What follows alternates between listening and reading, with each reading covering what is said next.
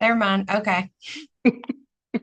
Okay, all right. We're going to talk about healthy boundaries in your AmeriCorps service. The first thing I want to ask is where are you serving? What term is this? Have you been around just this year? Have you been around a couple years? Um, and then in the chat, if you can put what your favorite book was growing up. This is not essential to the conversation. I just like to get to know people a little bit. So I'm gonna stay quiet for a minute or two while you all are responding.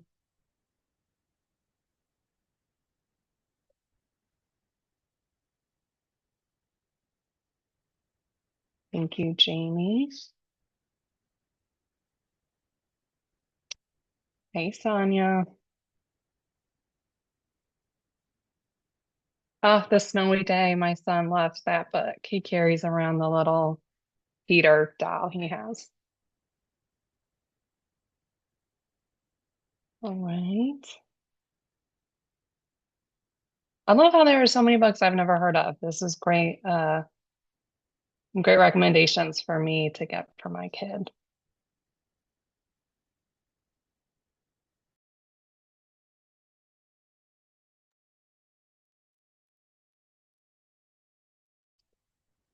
All right. Well, thank you for indulging me.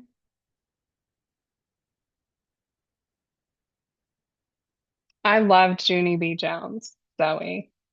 What what an icon she is. Oh, and I did like A Wrinkle in Time too.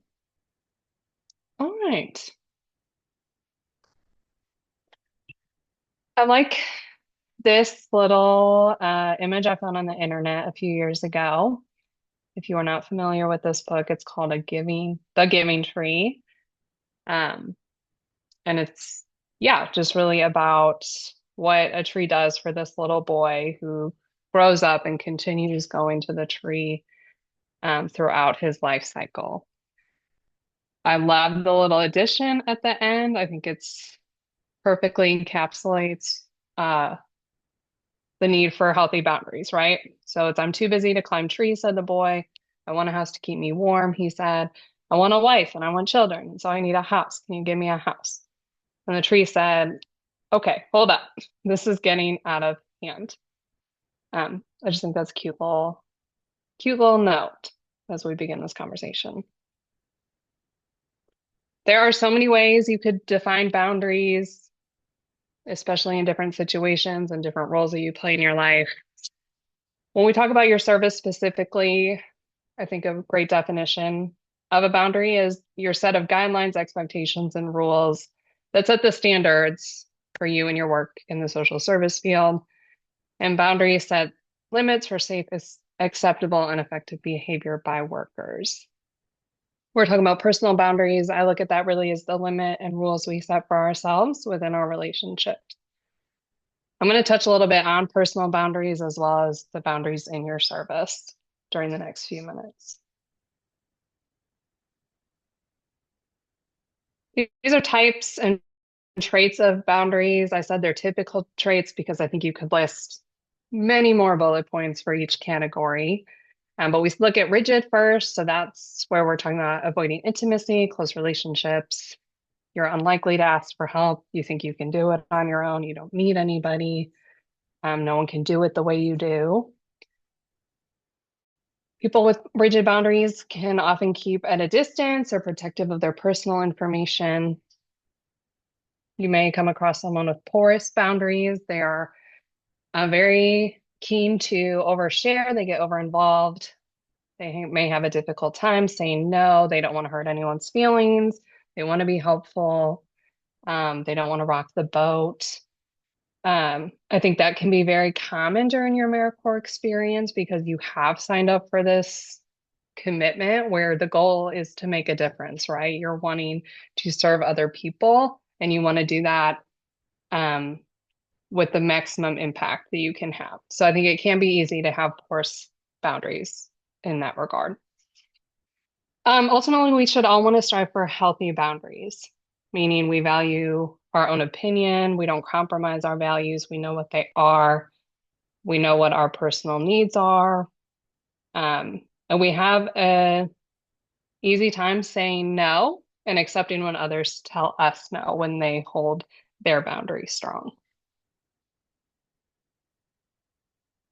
There are many things that can influence you and your boundaries during your AmeriCorps service, starting with the support you have from your site supervisor, or maybe the lack of support that you get from your site supervisor.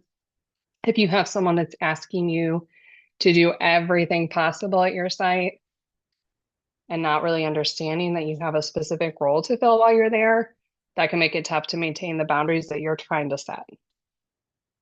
You are your own unique individual. You have your personality, you have your experiences, you have your values that you bring to your service.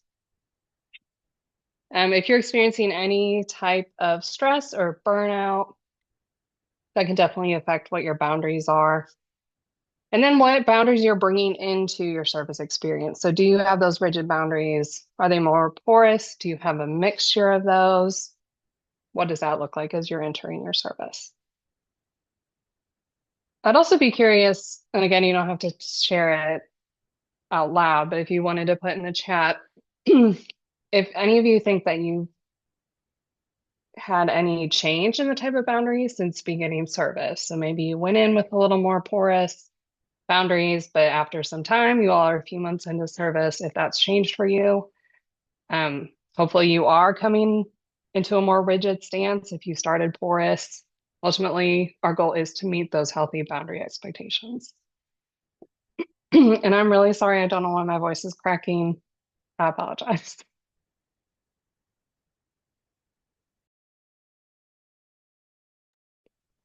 All right, why are we talking about setting boundaries? Why are boundaries so important? It can be very hard to separate what you're doing in your service from your personal life, particularly because most of us come into this type of work because we're passionate, right? We want to make a difference. We want to help people. Um, and a lot of that is reflective in our values and what we do every day. So it can be very difficult to leave your service behind at your service site and go home and separate that from what you have going on in your own personal life.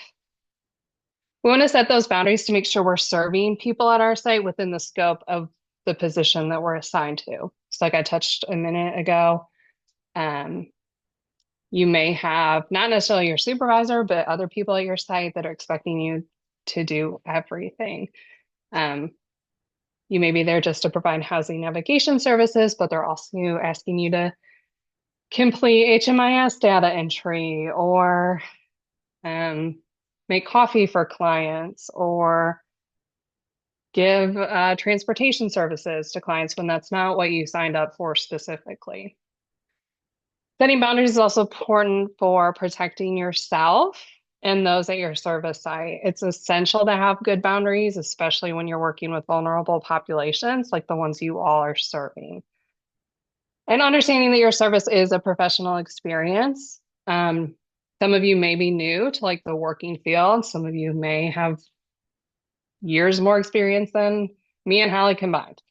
Um, but understanding that service does impact your professional experience, and the expectations you set for yourself and the ones that you meet can continue on into whatever's next for you.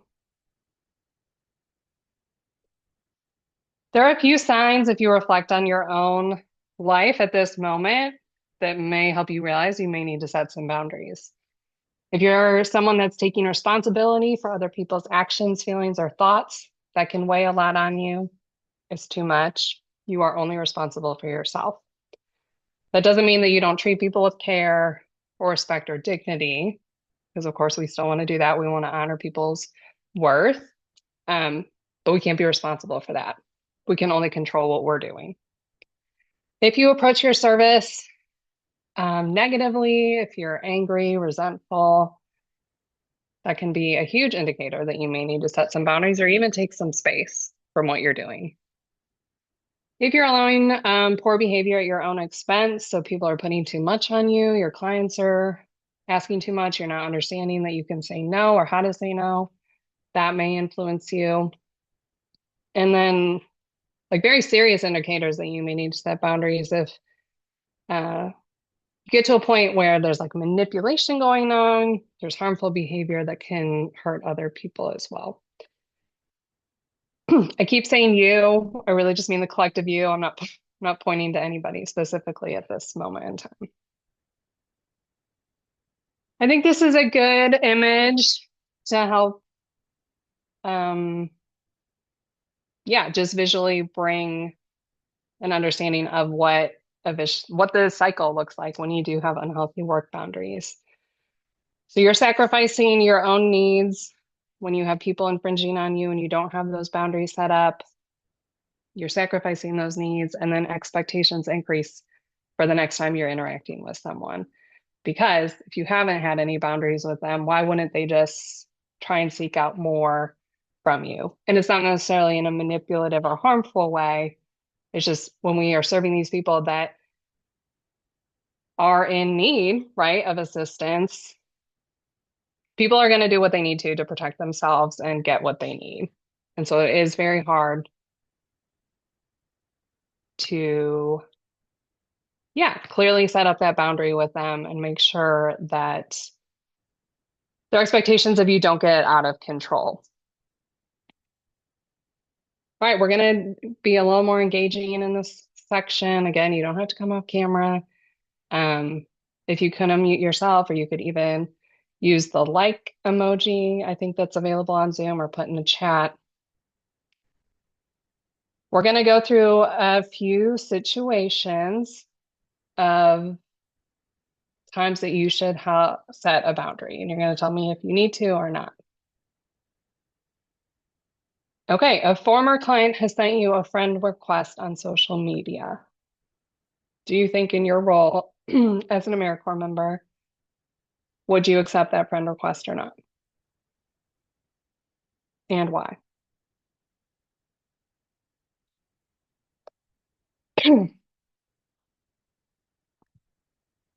Okay, great. No, nope, nope, nope. Yeah, Jamie, you make a great point. Your page is personal. Doesn't have anything to do with the client or the services you're providing to them. Yeah, it's unprofessional. And I didn't put that as like a trick question, but I'm glad you all caught on that it's a former client. Um, because it doesn't matter. You've set that relationship with them. If you have had any type of work like in psychology or the social work field, I'm sure you've heard about dual relationships and how those are not good. You should not have more than one type of relationship, which should be professional with the people you're serving. A client has asked you to watch their children just for 30 minutes while they go to an appointment. Would you do it? Yeah, y'all are so fantastic. Love these answers.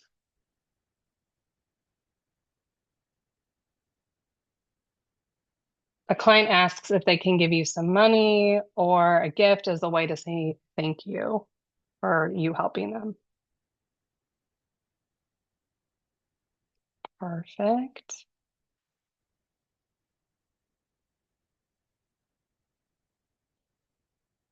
A client calls if you have a cell phone for work, they're telling you it's urgent. Would you call them back or would you take the call to begin with?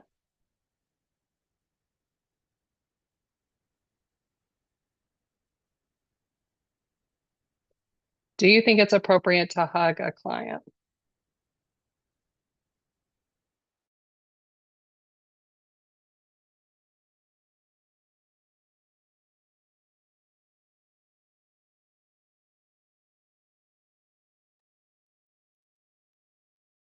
I like that emphatic no from Kaylee.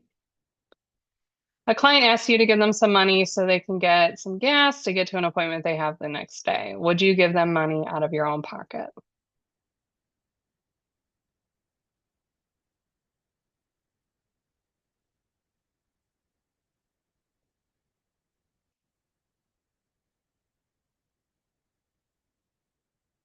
Like that one's an easy example of um, like a definite no, but maybe you can find some support to help them in that. So maybe your service site has like a transportation fund. They have transportation available to help that client out.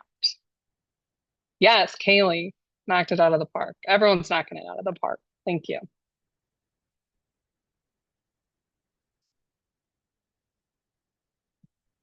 I'm going to go through a few examples of like clear violations of boundaries. Referring to a client as a friend, that should never be something that's happening. I've heard from members in the past that it's particularly hard in small towns where you have maybe grown up with these individuals, you went to high school with them, their family member. And I hear that and I understand that perspective. Um, but once that relationship becomes professional, it's important to maintain that moving forward. Giving your client your personal phone number. I saw someone in the chat saying, no, I would not do that. I do not do that. That's fantastic. Socializing outside of the professional setting. I, my first therapist that I ever went to, everyone should go to therapy, definitely recommend it. But having a good therapist when you do it, um, she had told me if I see you in public, I'm not going to acknowledge you out of respect to you and our confidential relationship, but you are welcome to acknowledge me if you feel comfortable with it. I never thought I would see her in public, except for I worked at a coffee shop in high school, and this therapist came into the coffee shop. And I so valued her for following that boundary that she had set up, not only to protect herself, but to protect me as well. She did not acknowledge me. You would have no idea that she had ever interacted with me in the first place. And that was really my first exposure to someone setting a healthy boundary. And it's obviously stuck with me for a very long time. We don't want to be discussing like our personal information with the client. I think it's fair to maybe point to a situation in your life um, out of like empathy and trying to acknowledge that you have a perspective that's understanding. Um, but they don't need to hear about like troubles you're having with your kid, your husband's frustrating you, you can't stand your coworker. Holly's driving you crazy as your program director. They don't need to hear any of that.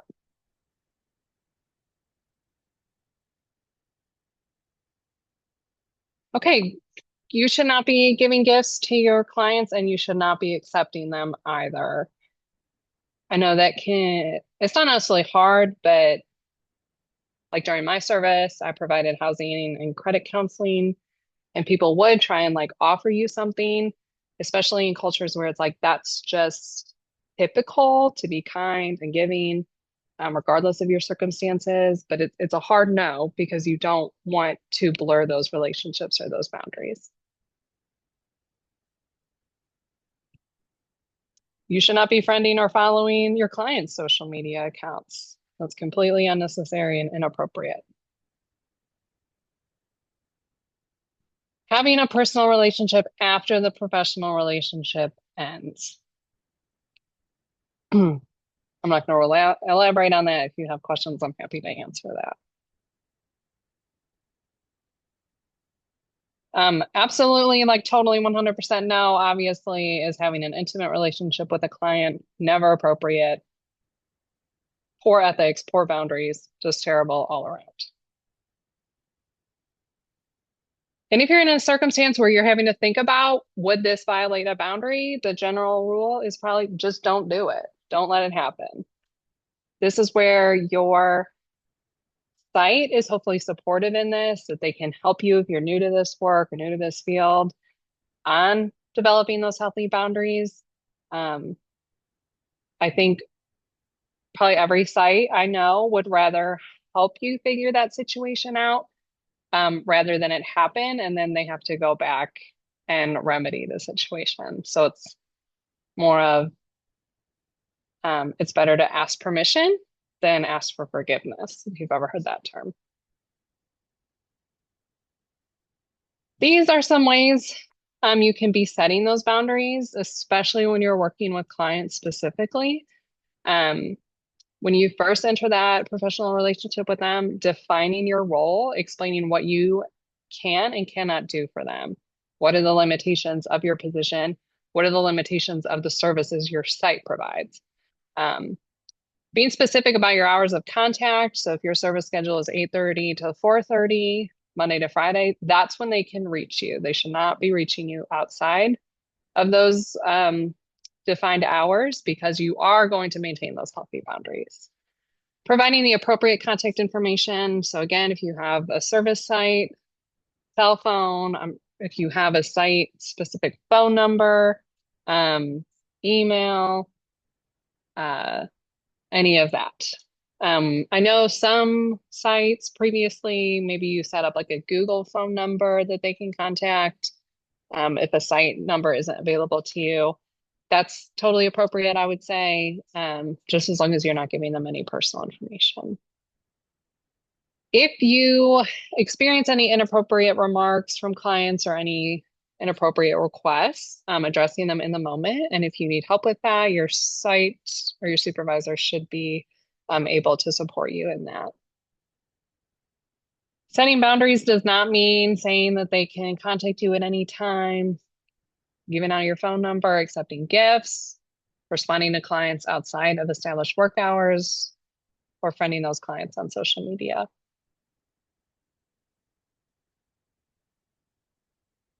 All right, your service life boundaries. We talked about this a little bit at the beginning, where we are caring individuals. The work we do is important and it matters. And so it can be hard to not take that home with you. These are my questions to you now and helping you establish if you have good service life boundaries. Are you checking emails outside of office hours? Are you working on something outside of your assigned service site hours?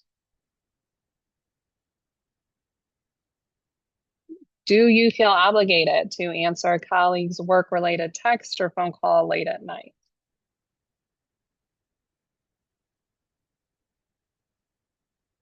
You guys are superstars again. I love seeing all those no's in there. If it is a challenge for you, and I would understand that. It has been something that's taken me a long time to learn and fully implement in my life. I know it has been a challenge for Holly as well. I think at some point in all of our lives, probably it's been a challenge. So while you're actively serving, you're on site or at your designated location for that day, making sure you're keeping consistent hours. If possible, people know when they can reach you, when they can't reach you. Setting manageable goals each day, what you can accomplish, what's available to you to get done, and being realistic about those. Understanding that we can't do it all, especially in one day. Of course, it's okay to take short breaks, but that means going and getting coffee, taking a walk around the block, getting on your phone, playing a little Candy Crush. That's still a thing. Maintaining a to-do list that can really help narrow your focus, and understanding again what's reasonable for you to get done in that day. It's also acknowledging what is coming up and understanding that those are things that you have to do, um, but proactively looking toward the future and getting those scheduled. And then taking time off. I know that can be a challenge when you're having to reach a certain number of hours, particularly if you're on here and you're a 1,700 hour member. That's a lot of hours to do in a 1 year period. But taking time off is it's so important. I think people get into this field and they have good intentions of trying to make sure they take time off. And then it gets to a point, especially if they have poor boundaries, where you feel like you can't, right? You have to be there. You have to do everything you can. People can't do anything without you there. And that is just not true. It's essential to your health and well-being to take that time off. At home, you're able to work towards a healthy service life balance by turning your phone off, turning your computer off, turning off those notifications, particularly if you are taking that time off. Doing what you can for self-care. I know that concept is like very easily discussed, but can be hard to actually do in your uh, personal life. And I know self-care means different things to different people, right? My self-care is not the same as Holly's, unless we're talking about watching Bravo TV shows. Um, but yeah, making sure you make time for that self-care. Again, easier said than done, right? Avoid reading emails or answering phone calls while you're at home. If you are someone, which I think probably happens to all of us, and you remember something at, 9:57 p.m. while you're trying to fall asleep, if you have a post-it or a little notepad next to your bed, or you hop on your phone real quick and send a reminder for you in the morning, I think that's reasonable and understandable. But avoid getting into like deeper work.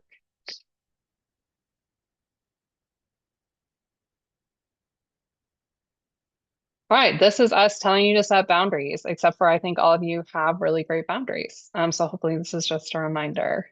Um, you aren't a bad person if you set those boundaries. You can still be caring, kind, compassionate individuals. And in fact, I would argue that it makes you better if you're able to set those boundaries. You are able to be kinder and caring and compassionate because you are taking care of yourself. You aren't being selfish by doing this.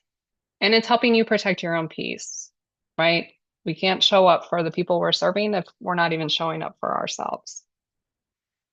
So that's actually it. Uh, thank you all for talking with me or listening to me and talking in the chat.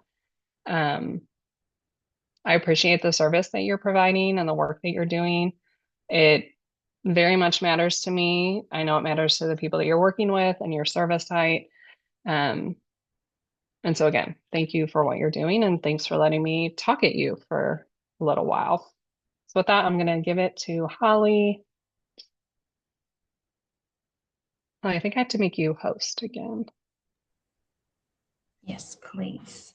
Yeah, if anybody has any questions or if they've been kind of put in a situation where you feel like your boundaries are kind of, you know, questionable, or somebody's asking you to do something that you are just unsure of, as Caitlin mentioned, your site supervisors and others at your service site are there, daily with you. But, you know, Caitlin and I are both here to also talk to you about anything like, you know, can you guys hear me? My computer just like freaked out.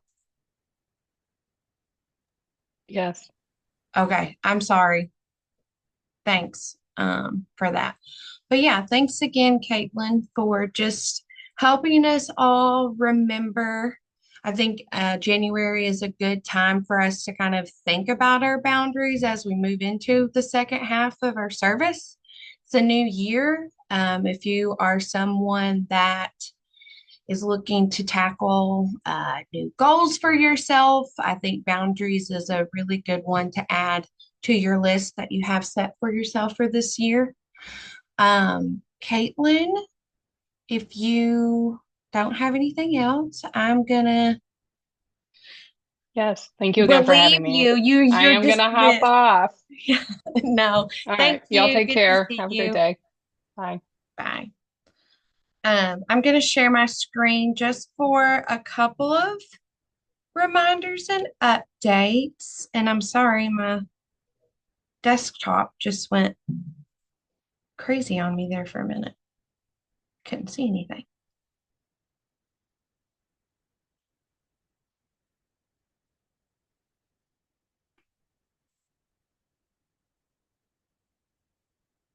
Okay, I'm gonna let my computer load before I start talking. There we go. So I have a separate check-in. I just want to know what is your all's favorite season. So I love fall, but I also love spring. Summer it gets too hot. This is just a light check-in question also. So we've asked several check-in or a couple of check-in questions today. Fall. Ah, spring. Seeing a little fall, spring. I'm just kind of in that winter funk right now. So that was kind of where this question came from. Lola. Oh, that's such a good way to look at things. I do love spring too. I've started doing a small garden. So I'm really all about that and planting. I like to try and challenge myself. I did carrots last year. They were super tiny, but they were really cute. And if you ever want to indulge me on seeing my little carrots that I grew last year, I can send you a pic or show you a picture. So thanks. Just how I'm many over episodes winter. December 18th, our New Year's resolution? Find out after Sabrina. Oh, okay.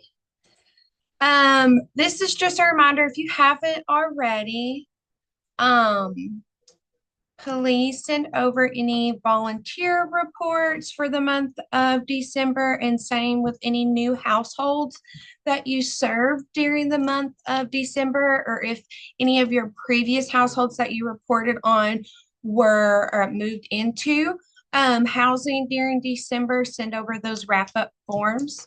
You can just email them over to me. You can take a picture and text it to me. Those seem to be the two easy ways. And so my goal is like in December, I gave you guys an update. So in February, I will also give you another update on data collection and where we're at on meeting our goal of serving 800 families across the state. And of those 800, 300 moving into housing. I'll try to give a housing update on how many people have transitioned or you've helped maintain their housing in February. That number moves a lot more than um, the step one of the form, like when you start services. So we kind of capture the housing data a little later in the program year.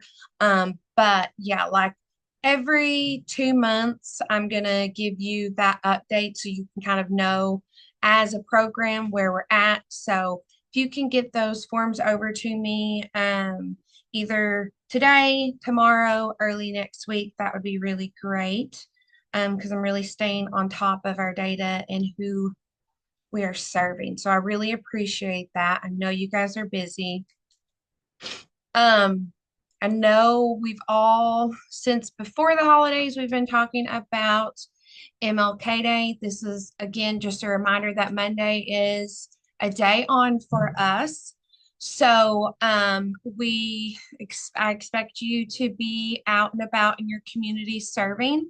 Um, it doesn't have to be like an all day service project. 2 to 4 hours is a great time for you to participate in a different type of service. Um, some communities have MLK Day events happening. So you may be in one of those areas. I encourage you to participate or volunteer. During that, you may learn something new. You may meet someone new. You may meet another AmeriCorps member serving in your county or nearby. Um, Next week, I will be sending out just a really quick Google form for you to fill out. It's just going to help me capture what you guys did for MLK Day so that I can report out to Caitlin, our program officer, and she can also talk to her colleagues and others at Serve Kentucky. They like to do a quick update just to kind of see what programs and members are doing for MLK Day. The examples are from our December meeting. It's still, you could go volunteer some time at your local animal shelter if you wanted to. Um, volunteering at a local recovery center. I talked about, participating in local MLK Day events.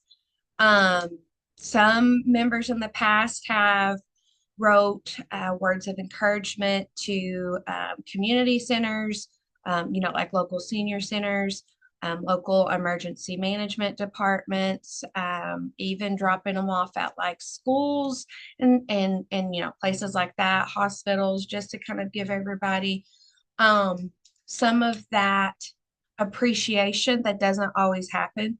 And I get that. So it doesn't have to be a super complex project. On Monday, I'm going to be at Food Chain volunteering, helping prep for their meals that they provide to their community. It's going to be in Lexington. Um, so, yeah, I just ask that you fill out that Google form. Something that I would like to talk about while I have you. It There's always bad weather around MLK Day. I don't know the science behind it, but I swear there's always a bad snowstorm or something that happens around this time every year. And that's okay. So if for some reason you are in an area that gets hit with some bad weather, either on Sunday and maybe things aren't clear on Monday, it's okay to reschedule and do something else for MLK Day. So I don't want anybody to like panic or anything. I don't want anybody to put yourself in an unsafe situation driving somewhere, if the roads are not clear, that type of thing. So, obviously use your best judgment. I will be working on Monday. So if for some reason your project changes or it gets postponed to another date, just let me know. You can send me a quick text message. You can send me a quick email. We just want to make sure that we're still, um, participating in a service project. Let me see here. Checking. Okay. And then this is the last slide that I have, but I would love to hear from you guys on some topics that would be or that you would feel would be beneficial to you and others serving in our program, for me to have those topics discussed or find a trainer or create the training or even collaborate with you with like a member-led meeting. If you are someone that would like to lead a training, I think it would be we're a really cool audience. Sorry, we're really laid back. We're friendly people. So if this is something that you would like to get more experience doing, or if you have a topic that you love presenting on, or you want the experience or need some extra experience, our group is really great. A really great group to talk to. Like I said, we're very welcoming. We're very laid back and friendly. So I'm just wanting to get some ideas and topics set out for the next half of the year. So you can email me some topics that you think would be really helpful or that you would like to learn more about. And I'm going to, start working on that for the next, however many months we have left, in service. So just think about that. You don't have to have something right this second, but just kind of think about it. Let me know.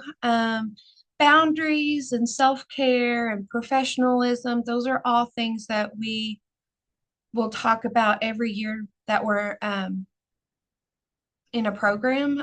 It'll just be a topic that comes up every year because some folks, this is a new professional experience for them. And so we want to make sure that they have those tools. So I know returning members, you may hear some of the same things. It's never a bad thing to kind of hear and just kind of get a refresher, especially this time of year.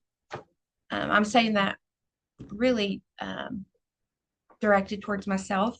But yeah, if there's any topics that kind of you are thinking about or have already thought about, send them my way. I would love to, yeah, start preparing for the next few months, several months. And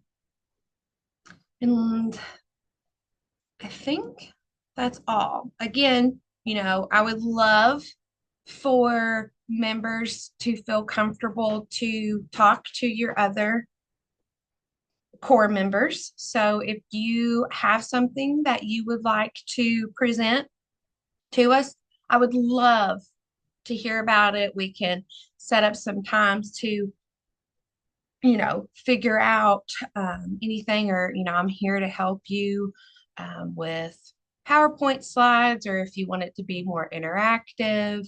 There's the Menti website. I don't know if you guys have heard of that, but I've been to a few Zoom meetings and also in-person meetings where presenters use this Menti website, and so it'll ask questions and you answer it on your phone and stuff. So yeah, I'm open to anything. I love collaborating. I love when members collaborate together. So I hope you guys take up this opportunity to send me some ideas so that we can get started on it and make our time useful together.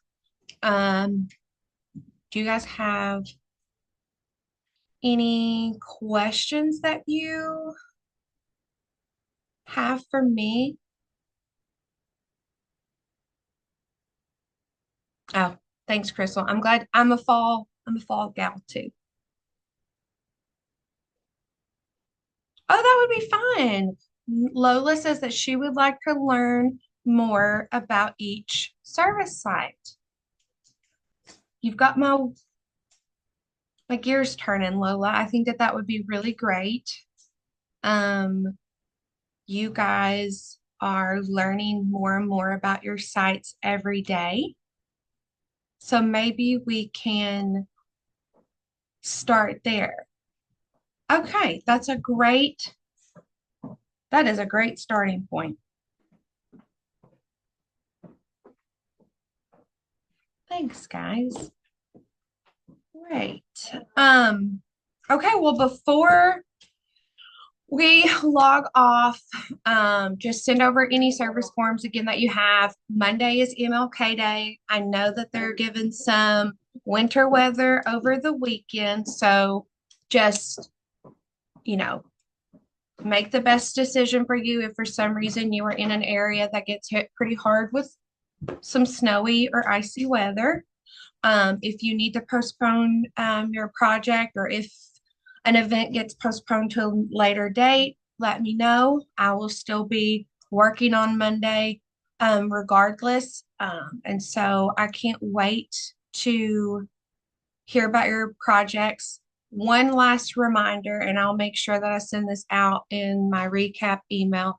Please take pictures of you attending your events. I would love to get a collage together to share out on the Homes for All Facebook page, and also with Serve Kentucky, and with you guys during our next program meeting in February. I'd love to share those pictures out with everyone. So if you could stick on an AmeriCorps pin or an AmeriCorps lanyard, that way we can make sure that we're branded. Please, yes, please try to remember to take pictures. I'm saying that to myself too. I'm not always best at remembering that. So I think that's all I have.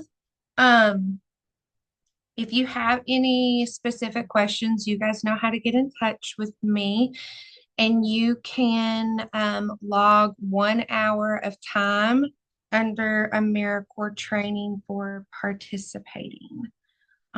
It's so good to see you guys, and have a good rest of your day and week. Bye.